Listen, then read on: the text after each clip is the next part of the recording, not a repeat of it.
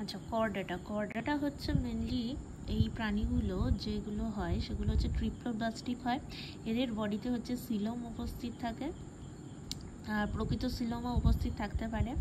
এদের মধ্যে নোটোকর্ড দেখতে পাওয়া যায়। নোটোকর্ড মেনলি কি? নোটোকর্ড হচ্ছে একটা স্থিতিস্থাপক বা একটা নিরেট দণ্ডাকার টাইপের স্ট্রাকচার হয়, যেটা কিনা একদম পৃষ্ঠদেশে একদম পৌষ্টিক নালীর মাঝখান থেকে একটা খাঁজ মতো একটা তৈরি করে, সেটাকে বলা হয় নোটোকর্ড।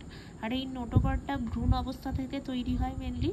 আবার কিছু কিছু প্রাণীর ক্ষেত্রে দেখা যায় যে এটা ম্যাচিউর হওয়ার পর আস্তে আস্তে ওটা মেরুদণ্ডে পরিণত হচ্ছে। আবার কিছু কিছু প্রাণীর ক্ষেত্রে দেখতে পাই, যেমন আমরা এর আগেই পড়েছি হেমিকর্ডাটা, ওটার ক্ষেত্রে আমরা স্টোমোকর্ড দেখতে পাচ্ছি, অরিজিনাল নোটোকর্ড দেখতে পাচ্ছি না। আবার কিছু মেরুদণ্ডী প্রাণী যেমন ভার্টিব্রাটার মধ্যে পড়বো, সেটা আবার মেরুদণ্ডে পরিণত হয়ে যাচ্ছে।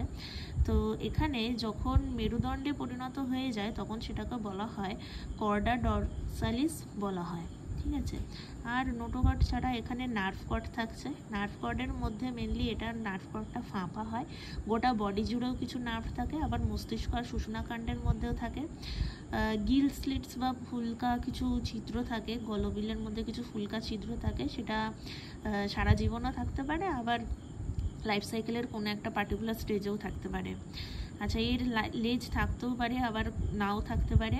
লেজ মেনলি ভারসাম্য রক্ষাতে সাহায্য করে। সিলোম থাকে। আচ্ছা, শ্বসনতন্ত্রের মধ্যে হচ্ছে মেনলি এখানে সবাত শ্বসন প্রক্রিয়াই সম্পন্ন হয়, আবার কিছু কিছু ক্ষেত্রে দেখা যায় যে ত্বকের মাধ্যমেও শ্বসন সম্পন্ন হচ্ছে, ফুলকার মাধ্যমেও হচ্ছে। তো ফুলকা, ফুসফুস আর হচ্ছে ত্বকের মাধ্যমে এটা হয়ে থাকছে। এরপরে হচ্ছে যে সংবহনতন্ত্র এদের দেখতে পাওয়া যায়, মেনলি এদের হৃৎপিণ্ড যেটা হয় 2 প্রকোষ্ঠ থেকে 3 প্রকোষ্ঠ বা 4 প্রকোষ্ঠ এরকম হতে পারে। এদের বিভিন্ন টাইপের জোড় বিজোড় উভয় ধরনের মানে মাছের ক্ষেত্রে যেমন জোড় বিজোড় পাখনা দেখতে পাওয়া যায়, অন্যান্য প্রাণীর ক্ষেত্রে জোড়া কিছু উপাঙ্গ দেখতে পাওয়া যায়, হাত পা ইত্যাদি দেখতে পাওয়া যায় জোড়া জোড়া। আর হৃৎপিণ্ডে হচ্ছে 2 থেকে 4টে প্রকোষ্ঠ হয়, মেনলি বৃক্কের মাধ্যমে রেচন হয়, আর এরা একলিঙ্গ প্রাণী, যৌন জননী মেনলি সম্পন্ন করে এই কর্ডাটাগুলো। তো এই কর্ডাটার হচ্ছে 3টে ভাগ থাকে, ইউরোকর্ডাটা, সেফালোকর্ডাটা আর ভার্টিব্রেটা। সবগুলোর বৈশিষ্ট্য পড়তে হবে। ইউরোকর্ডাটার ক্ষেত্রে যেমন নোটোকর্ড লার্ভা দশায় থাকে, এটা পুচ্ছের দিকে থাকে, কিন্তু যখন ম্যাচিওর হয়ে যায় তখন কিন্তু এর বডিতে নোটোকর্ড নাও থাকতে পারে। নার্ভ কর্ড থাকে গ্যাংলিয়ন হিসাবে। গ্যাংলিয়ন মানে হচ্ছে যে আমরা নিউরন পড়েছি, সেই নিউরনের অনেকগুলো কোষদেহের সমষ্টি যখন হয় তখন সেটাকে গ্যাংলিয়ন বলা হয়। এরকম কিছু একটু ফোলা ফোলা স্ট্রাকচার হয়ে যায়। গ্যাংলিয়ন মানে হচ্ছে কোষদেহের স্ট্রাকচার নিউরনের।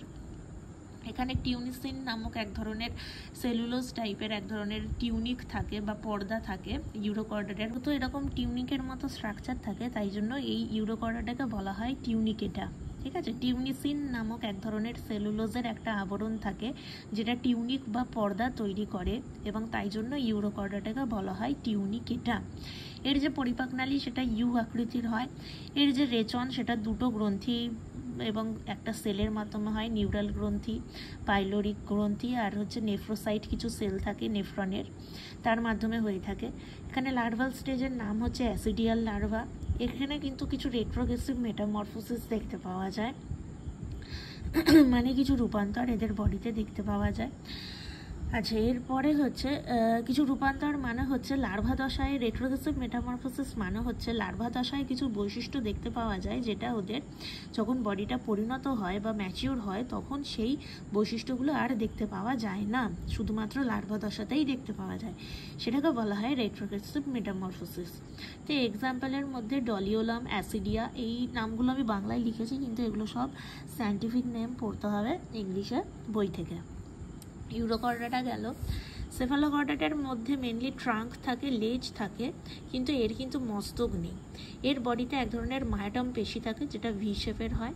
এর নোটোকর্ড সারা জীবনই থাকে, কিন্তু ইউরোকর্ডাটার নোটোকর্ড কিন্তু শুধুমাত্র লার্ভা দশাতেই ছিল, কিন্তু সেফালোকর্ডাটার ক্ষেত্রে নোটোকর্ড সারা জীবনই থেকে যাচ্ছে। এর রেচন অঙ্গ হচ্ছে প্রোটোনেফ্রিডিয়া, যেটা কিছু সেলেনোসাইটস যুক্ত কোষের সমন্বয়ে গঠিত। এর রেচন অঙ্গ কিন্তু আলাদা ছিল। আচ্ছা, এর বডিতে এক ধরনের গহ্বর থাকে একটু বড় সাইজের, সেটাকে আমরা অ্যাট্রিয়াম বলবো। কিছু তন্তু এখানে নোটোকর্ড যেটা থাকে সেই নোটোকর্ডটা মেনলি হচ্ছে যে ওদের তুণ্ড থাকে বা যে স্নাউট থাকে, যে নাকের যে স্ট্রাকচার, সেখান থেকে একদম পশ্চাৎ প্রান্ত অবধি এটা পুরো বিস্তৃত থাকে। ঠিক আছে, এই পয়েন্টটা একটু মনে রাখতে হবে। আর এর যে এক্সাম্পলগুলো আছে সেটা অ্যাম্ফিওক্সাস, অ্যাসিমেট্রন ইত্যাদি।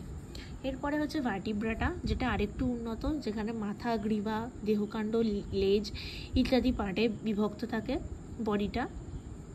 এর যে নোটোকর্ডটা থাকে সেটা শুধুমাত্র ভ্রূণ অবস্থাতে দেখতে পাওয়া যায়। এ আস্তে আস্তে যখন পূর্ণাঙ্গ হয় বা ম্যাচিওর হয় বডিতে, তখন সেটা মেরুদণ্ড দিয়ে প্রতিস্থাপিত হয়। নোটোকর্ডটা ম্যাচিওর হয়ে গিয়ে মেরুদণ্ড হয়ে যায়। শুধুমাত্র ভ্রূণ অবস্থাতে নোটোকর্ড দেখতে পাবো।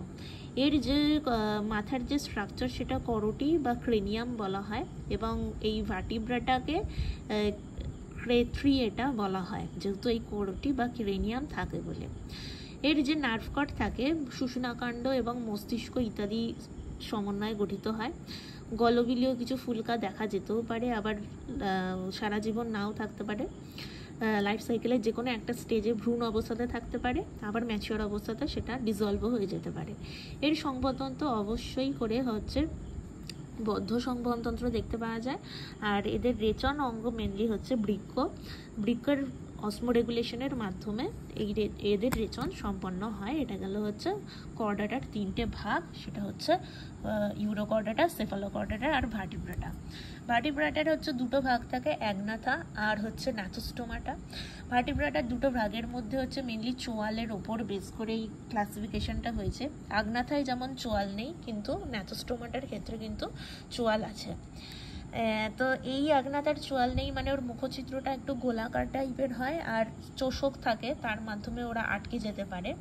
আর ন্যাথোস্টোমাটার তো চোয়াল আছে, ঊর্ধ্ব চোয়াল আর নিম্ন চোয়াল মুখের মধ্যে দেখতে পাওয়া যায়। অ্যাগনাথার ক্ষেত্রে কোনো জোড়া উপাঙ্গ দেখতে পাওয়া যায় না, কিন্তু ন্যাথোস্টোমাটার মধ্যে থাকে।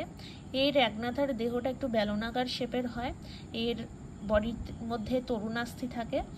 আর মেনলি হচ্ছে এদের আদিম মেরুদণ্ডী প্রাণী অর্থাৎ প্রিমিটিভ প্রাণী বলা হয়, এবং নোটোকর্ডটা এর মধ্যে সারা জীবনই থাকে। ফুলকা 6 থেকে 15 জোড়া থাকে।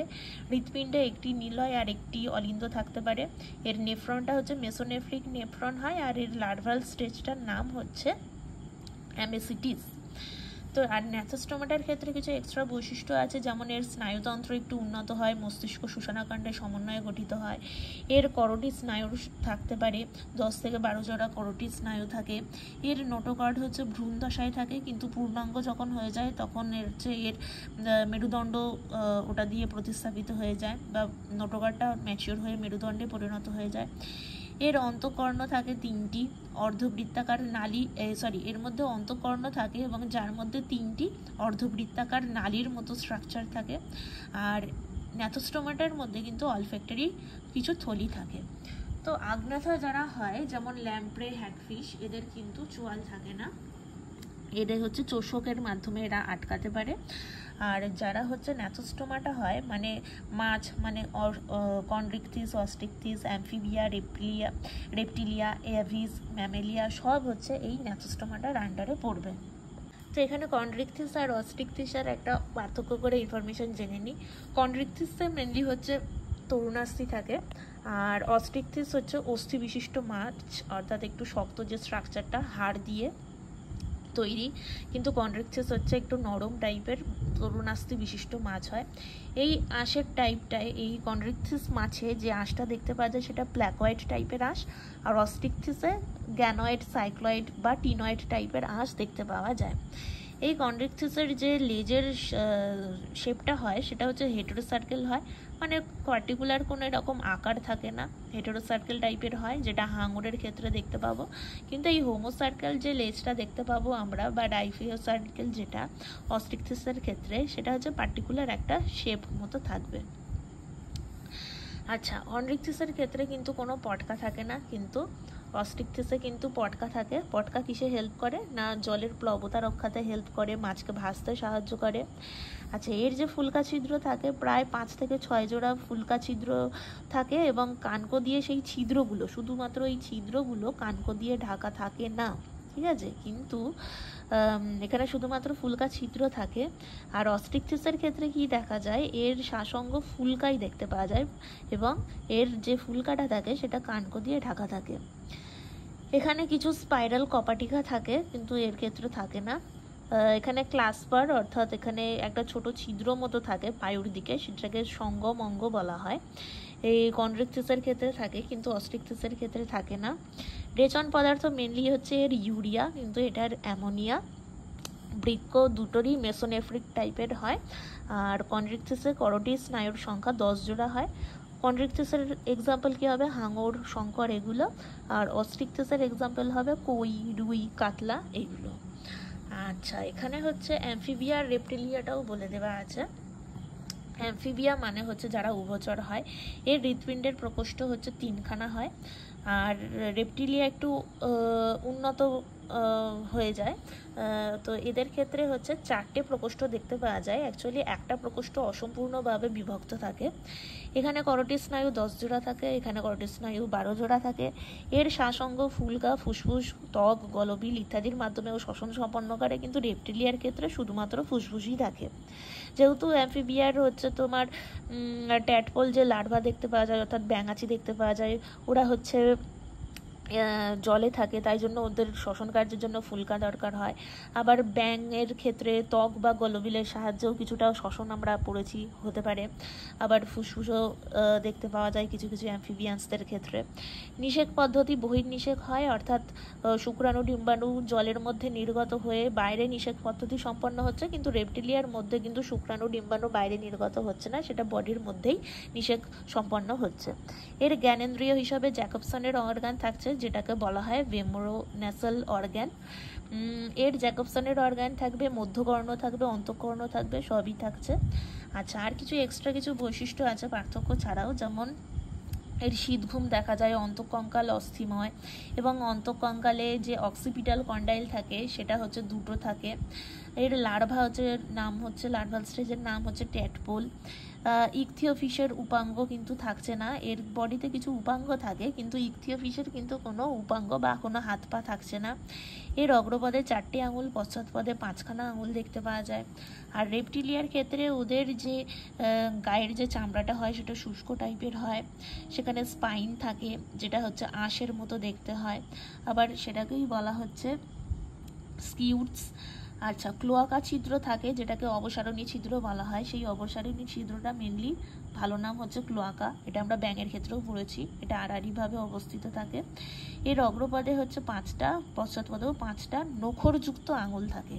এক্সাম্পল হচ্ছে গিরগিটি, টিকটিকি ইত্যাদি। আচ্ছা, অ্যাভিস যেটা আছে সেটা আর আমি খাতায় লিখিনি, ওটা বই থেকেও তোরা পড়ে নিতে পারিস। মেনলি অ্যাভিস বা পক্ষী যারা হয় তাদের হচ্ছে মেনলি মাথা, গ্রীবা, দেহকাণ্ড, লেজ ইত্যাদিতে বিভক্ত থাকে। আর এদের যে অগ্রপদ সেটা মেনলি হচ্ছে ডানায় রূপান্তরিত হয়। আর হচ্ছে পশ্চাৎপদে হচ্ছে 4খানা নখরযুক্ত আঙুল এখানে বর্তমান থাকে। পুরো বডিটা হচ্ছে এদের পালক দ্বারা পুরো ঢাকা থাকে, এবং উড়তে যে পালকগুলো সাহায্য করে, উড্ডয়ন যে পালকগুলো, সেগুলোকে বলা হয় রেমিজেস। আর লেজের দিকে যে পাখনাগুলো থাকে, যেটা পুচ্ছ উড্ডয়ন পালক, সেটাকে বলা হয় রেট্রিসেস। রেমিজেস আর রেট্রিসেস এই দুটো পালকের নাম মনে রাখতে হবে। এদের যে চোয়াল সেটা হচ্ছে চঞ্চুতে, অর্থাৎ ঠোঁটে পরিণত হয়েছে। এদের অস্থির মধ্যে, আচ্ছা এখানে হচ্ছে অস্থি যেটা থাকে সেটা হচ্ছে নিউম্যাটিক, অর্থাৎ বাতাবকাশযুক্ত হয়, মানে অস্থির মধ্যে ভিতরটা আর কি ফাঁপা থাকে এবং বায়ু দ্বারা পরিপূর্ণ থাকে। বায়ুথলি দেখতে পাওয়া যায়, কারণ যেটা 9টা অতিরিক্ত বায়ুথলি থাকে, এবং যেটা হচ্ছে অ্যাভিসের দ্বিশোষণে হেল্প করে, এবং ফুসফুসের সাথে অতিরিক্ত এই বায়ুথলিগুলো ওকে উড়তে সাহায্য করে। আর সংবহনতন্ত্র মেনলি হচ্ছে হৃৎপিণ্ডের 4টে প্রকোষ্ঠ থাকে, 2টো অলিন্দ, 2টো নিলয় থাকে, আরবিসি উপস্থিত থাকে, এবং আরবিসির মধ্যে নিউক্লিয়াসও থাকে। এখানে পেকটিন মানে হচ্ছে চোখে এক প্রকার বিশেষ উপাদান থাকে, যেটা দেখতে খুব হেল্প করে, দূর থেকে কোনো জিনিস দেখতে হেল্প করে এই পেকটিন। আর এখানে করোটি স্নায়ুর সংখ্যা প্রায় 12 জোড়া থাকে। আর এটা যেহেতু একলিঙ্গ প্রাণী, তাই জন্য এটা মেনলি, আবার কিছু কিছু পাখিতে যৌন দ্বিরূপতাও দেখতে পাওয়া যায়। আর এখানে কিছু বিজ্ঞানসম্মত নাম আছে, সেগুলো একটু পড়ে ফেলতে হবে। আর লাস্ট হচ্ছে এখানে আছে ম্যামেলিয়া। ম্যামেলিয়া হচ্ছে মেনলি একটু সব থেকে বেশি উন্নত, এবং এদের ক্ষেত্রে দেখতে পাওয়া যায় মস্তকগ্রীবা দেহকাণ্ড লেজ, এবং লেজ হচ্ছে কিছু টাইম পর সেটা অবলুপ্ত হয়ে যাচ্ছে, এবং কিছু প্রাণীদের ক্ষেত্রে ম্যামলসদের ক্ষেত্রে থাকছে। এদের ত্বকের মধ্যে ঘর্মগ্রন্থি আর সিবেসিয়াস গ্রন্থি থাকছে, ম্যামারি গ্ল্যান্ড থাকছে, পিনা মানে হচ্ছে যেটা কানের যে পাতাটা বা কর্ণছত্র, সেই পিনা উপস্থিত থাকছে। উপাঙ্গের মধ্যে হাত পা নখরযুক্ত বা খুরযুক্ত এরকম পা দেখতে পাওয়া যাচ্ছে। ডায়াফ্রাম মানে হচ্ছে মধ্যচ্ছদা, যেটা হচ্ছে বুক আর পেটের মাঝখানের যে পার্টটা, সেটাকে ডায়াফ্রাম বা মধ্যচ্ছদা বলা হয়। এখানে কিছু বিশেষ টাইপের দাঁত দেখতে পাওয়া যায় ডেন্টাল অ্যারেঞ্জমেন্টের মধ্যে, হটোরোডন্ট, তারপরে হচ্ছে থেকোডন্ট, ডাইফিওডন্ট ইত্যাদি দেখতে পাওয়া যায়। হেটেরোডন্টের মধ্যে যেমন হচ্ছে ইনসাইজার, ক্যানাইন, প্রিমোলার, মোলার ইত্যাদি 4 টাইপের থাকে। থেকোডন্ট মেনলি হচ্ছে চোয়ালে উপস্থিত থাকে, আর ডাইফিওডন্ট মেনলি হচ্ছে দুধে দাঁত, যেটা হচ্ছে উঠে যায়, তারপরে এই ম্যাচিওর দাঁতগুলো দেখতে পাওয়া যায়। হৃৎপিণ্ডের মধ্যে তো 4টে প্রকোষ্ঠ অবশ্যই থাকবে, 2টো অলিন্দ 2টো নিলয় থাকে। করোটি স্নায়ুর সংখ্যা 12 জোড়া হয়, এবং এখানে যে রেচন পদ্ধতি সেটা হচ্ছে বৃক্কের মাধ্যমে হয়ে থাকে এবং মেডানেফ্রিক টাইপের হয়। জিওবাই হচ্ছে টেস্ট বার্ড, অর্থাৎ স্বাদ কোরক এখানে উপস্থিত থাকে। লিঙ্গ হচ্ছে এখানে একলিঙ্গ প্রাণী দেখতে পাওয়া যায়, অর্থাৎ অন্তর্নিষেক ঘটে, যেমন মানুষ, গিনিপিগ, গরু, ঘোড়া, ডলফিন কিন্তু জলে থাকলেও এটা কিন্তু ম্যামালস, কারণ এইটা ডলফিন হচ্ছে বাচ্চা প্রসব করে, ডিম পারে না, ঠিক আছে, অন্যান্য মাছেদের